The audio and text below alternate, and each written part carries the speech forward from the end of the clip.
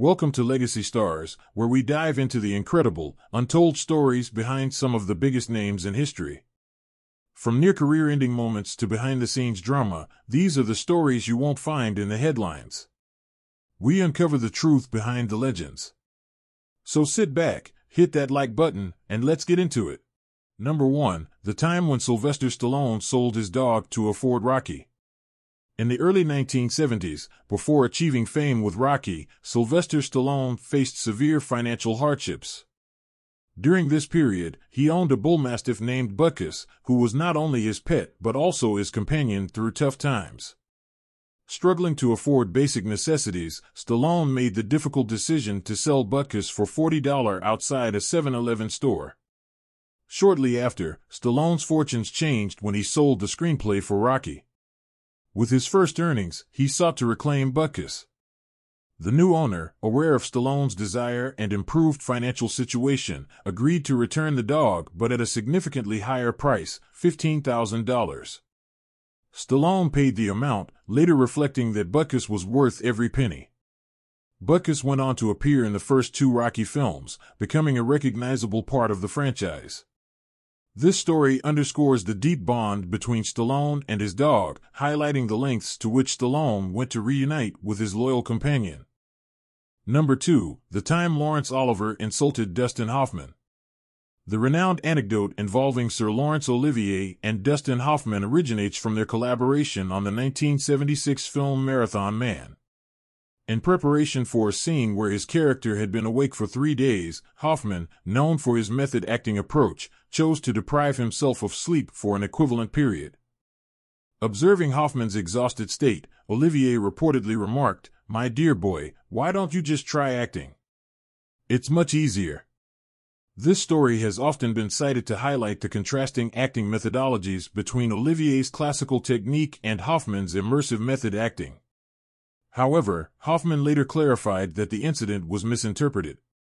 He explained that his sleeplessness was partly due to personal reasons, including a challenging period in his marriage, and that Olivier's comment was made with affectionate humor rather than as a critique. Hoffman expressed regret that his recounting of the story had been distorted by the press, portraying Olivier in an unintended negative light. Therefore, while the exchange did occur, it was not intended as an insult but rather as a light-hearted jest between 2 esteemed actors with differing approaches to their craft. Number 3. When Gene Hackman quit acting without telling anyone. Gene Hackman, the esteemed actor renowned for his roles in films like The French Connection and Unforgiven, retired from acting without a formal announcement, leading to widespread speculation about his departure from Hollywood. His final film role was in the 2004 comedy Welcome to Mooseport. In a 2009 interview, Hackman revealed that health concerns were a significant factor in his decision to retire. He recounted undergoing the stress test in New York, after which his doctor advised him that his heart was not in a condition to handle the stress associated with acting. This medical advice led him to step away from his acting career to prioritize his health. Hackman also expressed that the film industry had become increasingly stressful for him, stating that the compromises required in filmmaking had reached a point where he no longer wished to participate. Despite not issuing a formal retirement announcement, he confirmed in interviews that he had no intention of returning to acting. Following his retirement, Hackman channeled his creative energies into writing, authoring several novels. He led a relatively private life in New Mexico with his wife, Betsy Arakawa, until his passing at the age of 95. Number 4. When Jim Carrey wrote himself a $10 million check before he became famous. In the late 1980s, before achieving fame, Jim Carrey employed visualization techniques to manifest his aspirations. He wrote himself a check for $10 million for acting services rendered, postdated it to Thanksgiving 1995, and carried it in his wallet as a tangible reminder of his goals. Remarkably, just before Thanksgiving 1995, Carrey learned he would earn $10 million for his role in Dumb and Dumber, aligning with the date on his self-written check. This story exemplifies the power of visualization and determination in Carrey's journey to success. Carrey later reflected on this experience, emphasizing that while visualization is powerful, it must be accompanied by hard work to achieve one's goals. Number 5. When a real bullet was used in The Good, the Bad, and the Ugly. During the production of The Good, the Bad, and the Ugly, a significant incident occurred involving the film's iconic bridge explosion scene. Director Sergio Leone had meticulously planned this sequence, enlisting hundreds of Spanish soldiers to portray Civil War fighters. The plan was to detonate the bridge upon Leone's signal, via, ensuring all cameras were rolling to capture the moment. However, due to a miscommunication, a crew member prematurely uttered via, leading the Spanish officer in charge of the explosives to trigger the blast before cameras were ready. This mishap necessitated the reconstruction of the bridge and a reshoot of the scene, escalating the film's budget. The production faced other challenges as well.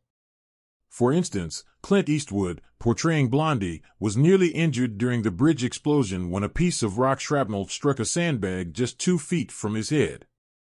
Additionally, Eli Wallach, who played Tuco, experienced multiple near misses, including accidentally drinking from a bottle containing acid and narrowly avoiding decapitation during a scene involving a moving train. Despite these obstacles, the dedication of the cast and crew resulted in a film that remains a landmark in cinema history. The meticulous attention to detail and commitment to authenticity contributed to the movie's enduring legacy.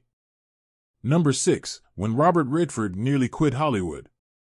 In the mid-1960s, a young Robert Redford stood at a crossroads that could have altered the course of cinematic history. Despite his burgeoning career, Redford found himself disillusioned and contemplating a departure from acting altogether. The turning point came after his role in the 1965 film Inside Daisy Clover. The film's critical and commercial failure, coupled with the industry's reaction to his role, left Redford questioning his future in Hollywood. He later reflected, "I wasn't sure if I was going to continue my career." Seeking clarity, Redford immersed himself in diverse roles, starring alongside Jane Fonda in The Chase and taking on a drifter's part in This Property is Condemned. Despite these efforts, uncertainty lingered. In a bid to rediscover his passion, he retreated to a small town in southern Spain, contemplating a return to his first love, art. "I thought I might want to go back to being an artist," he mused. However, destiny had other plans. In 1969, Redford was cast alongside Paul Newman in Butch Cassidy and the Sundance Kid. The film's monumental success not only cemented his status as a Hollywood icon but also reignited his passion for the craft. This pivotal moment steered him back onto the path of acting, leading to a storied career that would include classics like The Sting, All the President's Men, and Out of Africa. Number 7. The time Jimi Hendrix got kicked out of the Army. Before Jimi Hendrix became a rock legend, he was just a young man trying to avoid jail time. In 1961, at 18, Hendrix was caught twice stealing cars in Seattle. A judge gave him a choice: serve time in prison or join the Army. Naturally, he chose the military.